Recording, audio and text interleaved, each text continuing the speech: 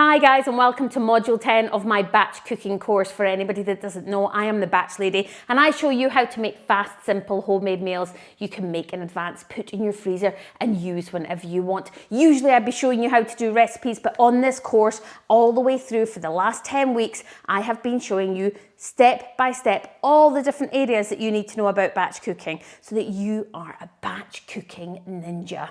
Okay, on today's last module, so well done for everybody that's followed all the way along. The last module we are looking at reducing food waste by batch cooking and by using certain products. We are looking at some meal planning tips that will really help you get all the knowledge that you've got so far, and if you're starting to batch cook, getting it into your meal plan will definitely help. And we're looking at zhuzhing up as well, which can definitely help you feed everybody from all different generations and all different sort of likes and dislikes of certain food. It can help you feed everybody from a one pot, okay?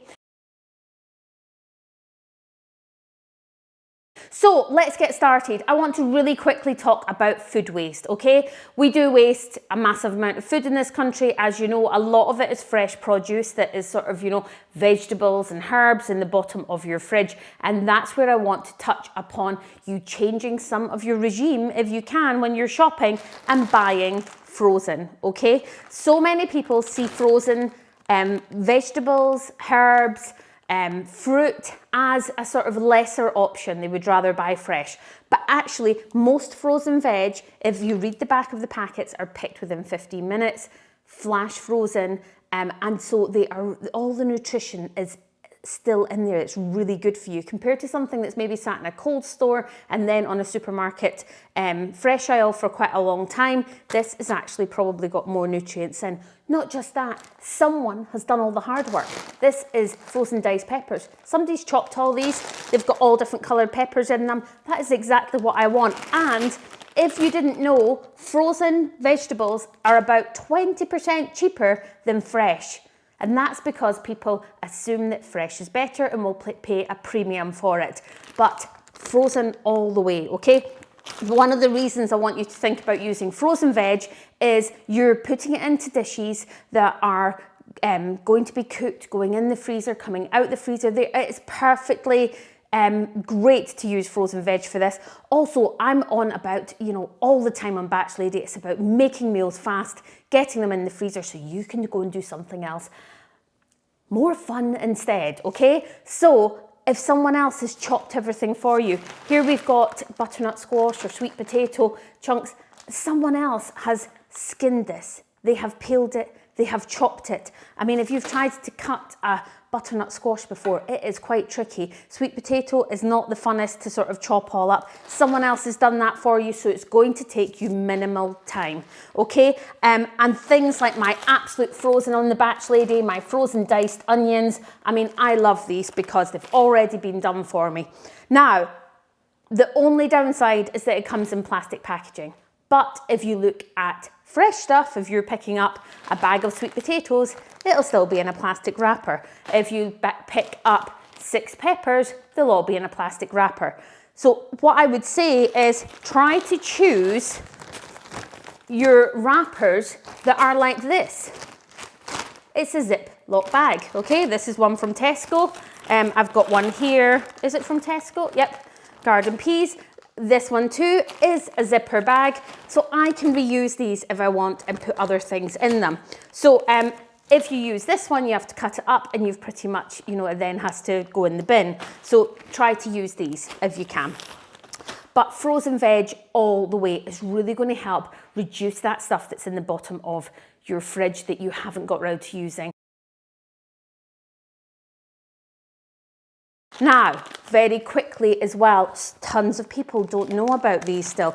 Every supermarket now, generally in their frozen aisle, has these frozen herbs, okay? Now, herbs are expensive. They don't last very long in the fridge. These ones are already chopped for you. So you've got garlic, you've got ginger, you've got chili, already chopped. You just have to open it up, take a little scoop out, seal it back up, put it back in your freezer. This saves a tremendous amount of waste. Before I used to have this frozen garlic, for example, I was always throwing out garlic that I'd never ended up using. This, I just scoop out what I need and put it back in the freezer. So have a think about using frozen veg and herbs. Get them in and start adding them to your routine. I would definitely have a go at that and see if you can reduce the waste of your fresh stuff, okay? Okay, now just on the sort of food waste thing as well, it's very important to remember portion control, because I went through this when we talked about defrosting and reheating your food, is that please remember, for example, if you've got a big thing like this is a spaghetti bolognese that I actually know I'll feed 6. I shouldn't have put it in such a big bag. There's very rarely that I'm going to need to feed 6 as opposed to the 4 of us that are in my family. So I'm going to then defrost this and I'm going to end up with some left over. And if I've cooked it, when I've reheated it, I won't be able to use it. So this is a bad example of what you want to do. I should have made this a portion of 4 and a smaller bag of a portion of 2. Then I would have had an extra meal for 2 people later on. So have a think about your portion sizes as you're bagging up your food. And remember, most of them, if you've got the cups, is sort of an adult cup is 1 portion, 1 cup is 1 portion and a half cup is like a kiddie portion. So have a think about it as you're doing it. Are you a family of 2, 4, 5, 6? Portion according to your family. Top tips on meal planning, okay? Because you can sit there and sort of feel overawed by the whole thing.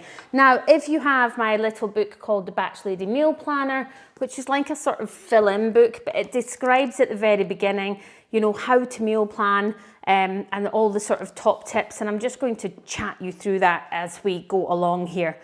What I like to do, get yourself a piece of paper, write on the days of the week, okay? Write on, beside the days of the week, your busy days and your quiet days.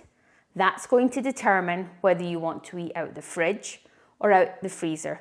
So a quiet day, if I, on a Tuesday, finish at 3 o'clock, I think I'm going to go home and I'm going to make a meal from scratch. I'm going to double it and put 1 in the freezer. That's my Tuesday night. We're eating fresh and I'm putting 1 in the freezer. On my busy nights, on a Thursday, for example, I just want to eat something out of the freezer as quick as possible, okay? So that's a night I'm grabbing something. So the best way to decide what night you're eating fresh and what night you're eating frozen is how busy you are. So that's your first point. That's what I want you to do. So if you're doing it just now, stop this video and go and write that down. Next, you want to decide what you're going to eat throughout the week. And this can be quite challenging as well. I like to make a varied diet, and one of the ways I like to do it, you might not be able to see this very well, but I like, don't know if you can see that, I like to just roughly sort of say, like, I'll have a meat-free night one night, a beef one night, pasta one night, chicken one night, a fake away one night, and a traditional meal the other night. So you can do it this way, or you can just have a chicken night, a fish night, a pasta night, a takeaway night. Have a think about the category of what you want to have. And you'll maybe already have something that you do sort of on a regular basis anyway, like we always have a fake away Friday, we always have a traditional Sunday, we generally have pasta on a Wednesday. So you can write those in and already you're filling in some of the gaps of the general type of meal you're going to have. If you're completely vegetarian, you might want to do this based on the carb. So you might want to say, okay, I'm going to have a rice dish one night, a pasta dish one night, a potato dish one night, and sort of do it on the carb rather than doing it on the protein, okay? Then you want to get down to the nitty-gritty of actual meals. And this is quite easy to do based on if you have a list of what's in your freezer and you've got a list of things that you as a family generally like to eat. So I would sit down with the family and say, everybody give me your general stuff. And as somebody who cooks all the time, if you're the one that cooks in the house, you will know what generally everybody eats, because we all eat roughly like the same 7 meals. So you'll be able to write those down quickly. You know, it's sort of a pesto pasta, macaroni cheese, steak and chips, a lasagna, that type of thing, of the things that you eat all the time. You want to make sure that they're encompassed in your week as well. And I would say, if you can and you really want to, choose one night a week where you're going to try something new, take it from a recipe book, give it a different thing, use it up a bit in your meal planning, and sort of, get something new added to your diet and see if the family enjoy it. So I hope that has really helped you work your way through how you would meal plan. It's actually quite easy if you just break it down into stages. And then when you do a plan and it works really well, keep it, okay? Use it another week. You might not want to use it next week, but you can roll it on other weeks. So in my meal planner, I like to write every week what we're having. And then I just move on to the next week and write it. But when I have no clue and I don't know what to do, I just flick back through old weeks and think, oh, remember that? Oh, I love that recipe. Let's do that one again. Or, oh, I've got that in the freezer, I'll use that. So it's quite handy not to throw them away, whether you've got them in a book or on a piece of paper, on your phone or the computer, it doesn't matter. Keep them and you will come back to them. Now, very quickly on sort of meal planning and family cooking, I want to quickly talk about zhuzhing up.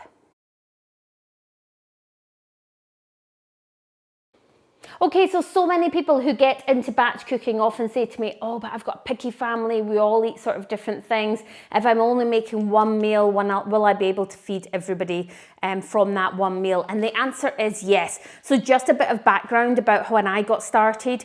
When I was started batch cooking, I had 2 toddlers and I was also feeding what we like to call the oldies, so our parents. And so I was feeding from 2 years old to 80 years old. All together in one meal. We're in a big farmhouse and everybody would accumulate in our kitchen for dinner time. So I had to make sure that it fed everybody. And so things like, say for example, you made a curry, okay? So this is an Instant Pot fish curry, okay? If I was going to serve this curry, I want it to be mild enough for the oldies and for the little ones, okay? So all my recipes that you make are pretty much family friendly. They're not going to blow your head off. So I would make it as per the recipe and I would serve it to the oldies at the table just like this, with some rice on the side or naan bread or something like that. If I was feeding it to the toddlers, I would just use some natural yogurt, some creme fraiche, and I'd make it really creamy. So when I heated it up, I'd just take their portions out, and then actually, because you have to make sure that if you're heating from frozen, that it's piping hot, I'd take their portions out, add some cold yogurt or creme fraiche in, give it a good mix around, and it goes creamy and it cools it down, okay? And then kids start to eat the creamy curry with some dipped sort of bits of naan. And then for myself and my husband, who maybe want to zhuzh it up a bit, this is when you grab your frozen herbs out, okay? You take your chili, you take your, put an extra tablespoon of curry powder in there, add some fresh herbs, get some coriander on the top, and really go to town with it. And then you have only used one meal to feed all the various different tastes, okay? One meal, and I've only needed a bit of yogurt or some extra herbs, and you can feed everybody. This is how I have always eaten. You'll notice in quite a lot of my books that I have no salt or pepper in those recipes, and that's because I prefer to do it at the table. If I'm feeding the oldies, I don't want to be giving them added salt in their diet, and I don't want to be giving little toddlers salt either, so it's easier for me just to portion out one big pot, portion it out for everybody, zhuzh ours up, lots of salt and pepper, and then we have this amazing tasting, extra sort of, slightly spicy curry compared to everybody else. So that is a great way to save food waste as well, because it means that you're not cooking, say, 2 or 3 different options. You're taking one base and you're changing it up. Now, we have covered zhuzhing up, we've covered meal planning, and we've covered using frozen veg and herbs. This is the end of your module course. Thank you so much to everybody that has tuned in. Do ask me any questions below if there's anything you feel I've missed out, and we'll make sure we cover it in something else. But in terms of this module course, I'm going to say happy batching, okay? You guys know it all now. You are ninjas. Off you go, give it a go, and let me know how you get on.